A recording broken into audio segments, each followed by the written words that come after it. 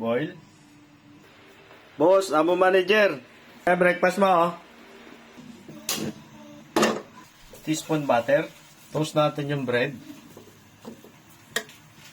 Set na. Set aside natin.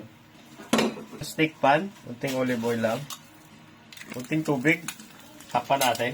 1 to 2 minutes. After 2 minutes, okay na itlog natin. Paminta. In. Set aside. Plate na tayo. Toast bread. Slice avocado. Kamatis. Chopped lettuce. Fried egg. Pa. In. Paprika. Olive oil.